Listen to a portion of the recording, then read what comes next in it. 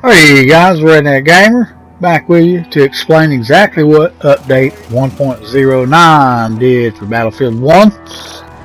And man, they got quite a few fixes on the game here as far as on the vehicles, on the planes.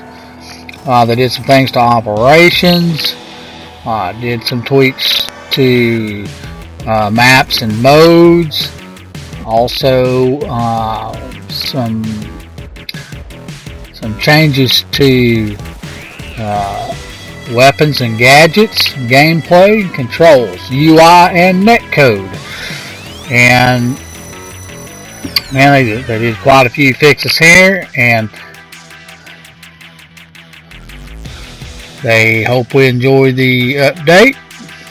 I definitely want our feedback on the official Battlefield forums once we've had some time to test out the fixes, features, and tweaks.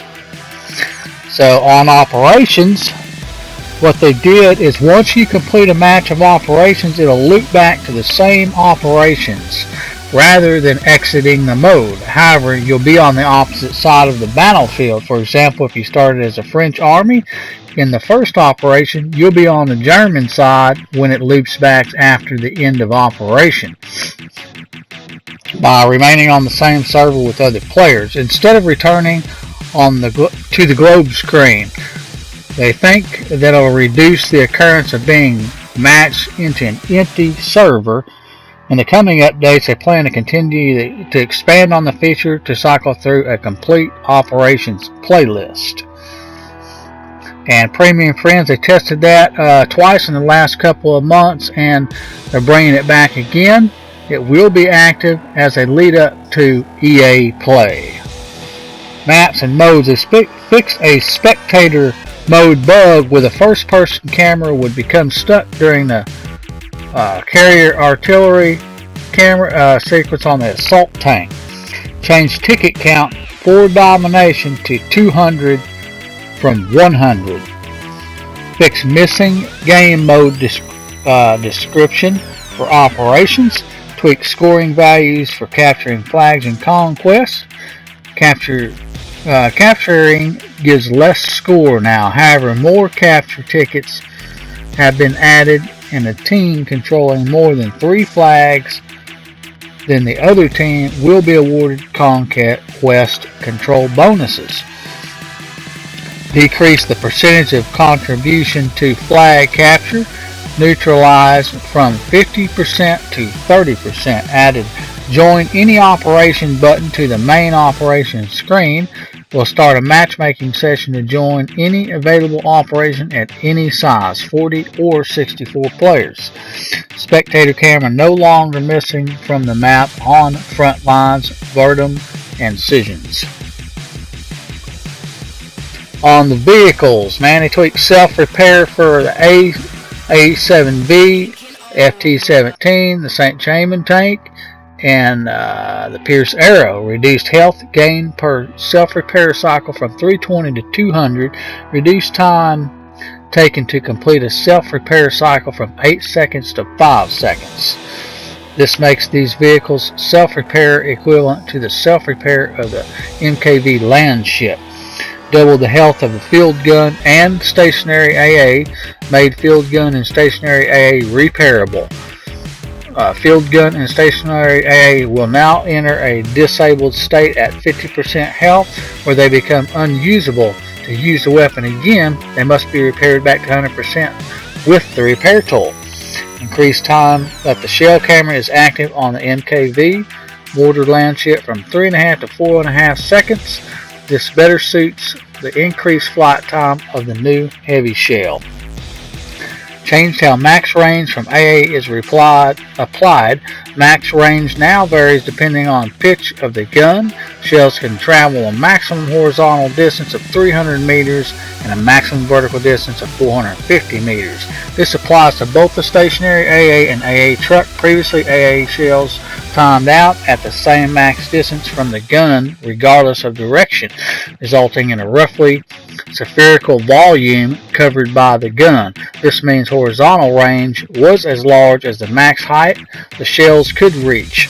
and at very high altitudes the AA could cover very little area, even if its range was technically large. The new AA shells will have slightly less horizontal range than before at low altitudes, but they will retain that range all the way to the flight ceiling. This will make AA much more effective against high altitude aircraft without making it able to reach distant low flying ones as well. Extended fighter and attack plane elevation flap scaling curves to better cover the entire speed range. Reduce cooldown of speed boost ability from 30 seconds to 15 seconds for both the dogfighter and the airship buster attack plane. Set up rear view on all planes. To activate that, you hold free look while in third person to use the rear view. Attack plane changes. Return attack plane elevator flap scaling curve. Attack plane turning will now be much closer to that of fighters, but still slightly worse. Improved underused attack plane variants. They increase the damage of the airship buster variant's primary MG from 32 to 40. That puts its AA DPS on par with fighter MGs. With its speed boost active, the new flap scaling curves will allow this variant to achieve a higher turn rate than the fighter from short time. The reduced cooldown on speed boost will allow this advantage to be used more often. Together, these changes should make the airship buster more competitive with fighters in its air-to-air role. Increase the velocity of Tank Hunter 37mm from 222 milliseconds to 267 milliseconds and reduce drag from 0.5 to 0.3. These changes should make the 37mm slightly easier to land hits with, especially against moving or distant targets.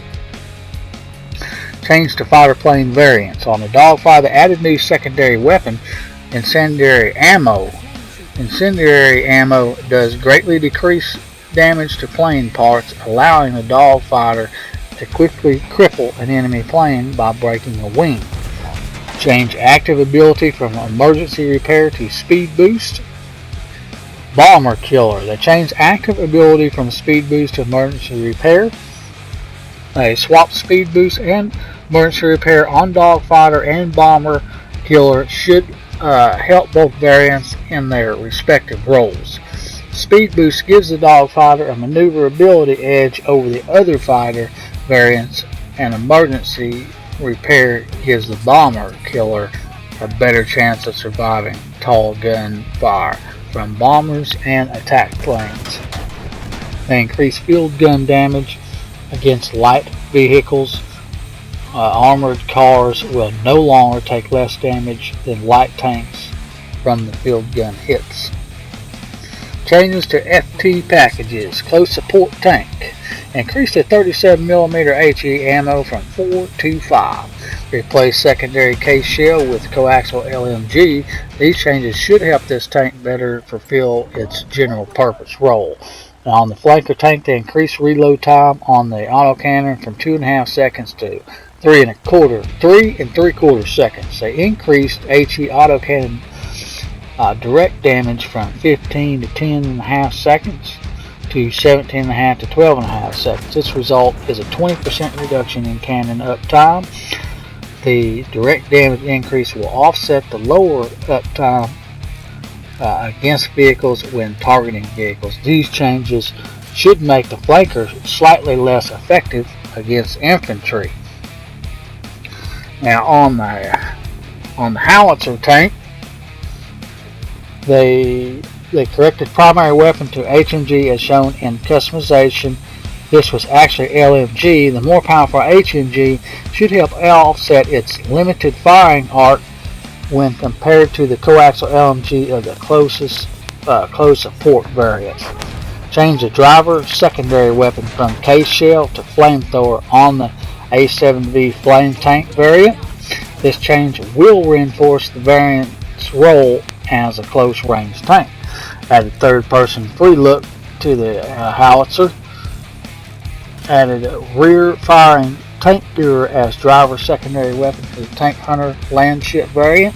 Enable driving and third-person camera while using driver rear guns in squad support and Tank Hunter land ships. Improve the NKV mortar land ship variant. Change the secondary mortar shell from airburst mortar to heavy mortar. Heavy mortar does much more damage and is effective against both infantry and vehicles, but has a much longer reload. Replace alternate smoke and gas mortar shells with track repair and vehicle smoke equipment. These changes should make the mortar land ship more viable as a combat vehicle rather than sitting in mortar stance in the back line. And they fixed a bug with third-person aiming on vehicles that caused the bullet to not fire in the correct direction when aiming at a soldier's head while they are on a horse. Alright, weapons and gadgets. They changes to the bayonet charge. They made some changes on it. And activate aiming speed modifier during repair state as well as charge state. This means the player can rotate a maximum of 50 degrees during the prepare state. Also added an input modifier disabling strafe while charging. Added subtle boost to third-person footsteps when bayonet charging to increase threat awareness. They boosted the volume of enemy VO when bayonet charge when close to player. Slightly reduced maximum turn rate when charging. They remove damage reduction while in charge. Weapons will now hit charging players for normal damage. They fixed a bug where bipod auto could persist when switching to secondary weapon. Tweaked criteria for cross-class metal to require single-shot rifles. Added UI for grenade resupply. Reduced the size for the scope glint from 0.25 to 0.15 to hide it behind walls better. Now on the gameplay, they added the camera shake advanced gameplay options to adjust the amount of camera shake caused by explosions. They added missing spot animations when spotting a downed ally soldier as a medic with a medical syringe. Automatically show low on ammo icons on friendly soldiers. So if they're low on ammo, that'll automatically show up on your friendly soldiers, which that's a pretty cool feature there. And on the controls, the controls, you can now do custom button stick mapping. And they fixed select operations button now properly appearing when using the joypad or on console. On the UI, they moved the ping widget to be below the kill log.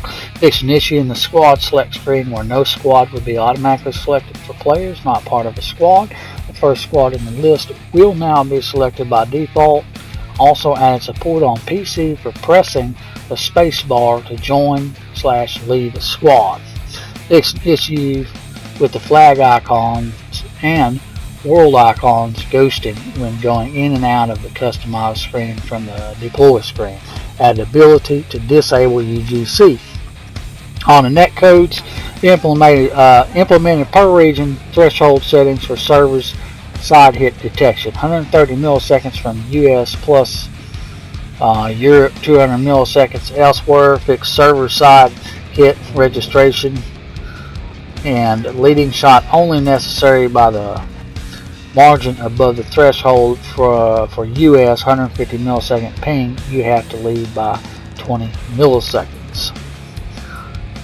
Fixed latency display for server, which is also responsible for decisions if it performed client or server side hit registration. Fix an input offset for server side hit registration to match client side.